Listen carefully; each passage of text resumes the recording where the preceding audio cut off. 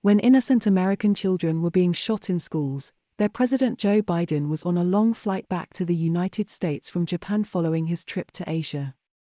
In the course of the trip, Biden was informed a teenager had shot dead 19 schoolchildren and 2 adults, some as young as 7.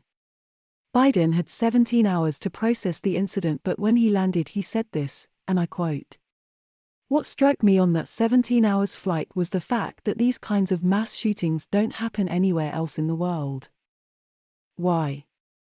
They have mental health problems, they have domestic disputes in other countries, and they have people who are lost, but these kinds of mass shootings never happen in the kind of frequency as in America. Why?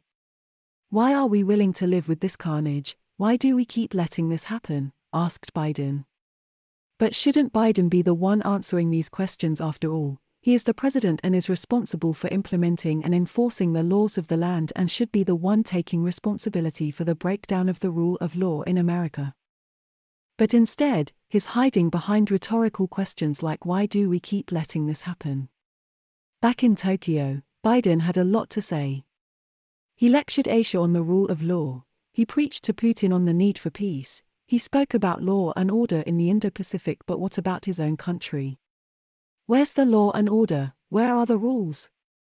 Today, teenagers in America are carrying guns, children are being killed in schools, women are being denied the right over their bodies, there are hate crimes and racist attacks at supermarkets.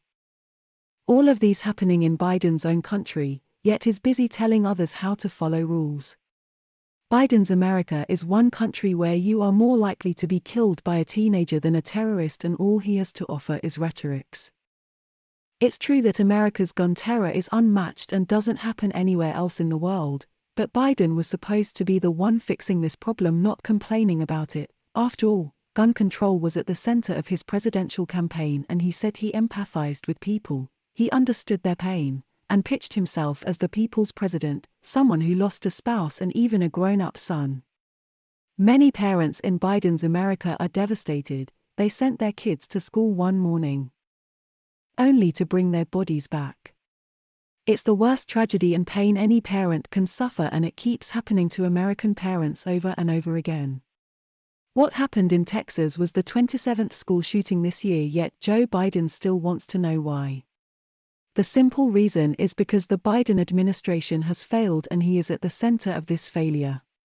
He's been in office for 16 months now and has had sufficient time to tighten gun laws and deliver on his promises, but today he is standing in front of mourning parents trying to pass the blame to the people who elected him into office. Year after year, Americans have participated in opinion polls to voice their objection to gun laws and elected a president who promised to be tough on guns but hasn't kept his words. Today he is pinning the blame on Republicans, blaming them for blocking amendments to gun laws, banning abortion, and basically for everything wrong happening in America. Yes, Biden is right, but what has he done as president? Where is his accountability? Why has he not used his executive power to protect his people? It's Biden who needs to do more as a career politician. While serving as vice president under Obama, he saw Obama turn to executive actions to try and crack down on gun terror.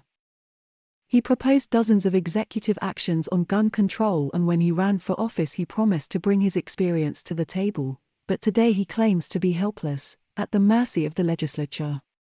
He is the guy who wants to solve Ukraine's war and is ready to fight Taiwan's war. He wants to lead the Indo-Pacific into peace but can't even protect schoolchildren from being shot in his own country. Either Biden has bent his knees to the gun lobby, or he thinks that America is so desensitized to gun terror that the death of 19 schoolchildren will have no political aftermath whatsoever. Either ways, speaks volumes about the failure of Biden's administration and the society that sees the right to carry guns as more important than the right to live. Share your thoughts on how to stop gun violence in America in the comment section, and please don't forget to subscribe, like, and share. Thanks for watching.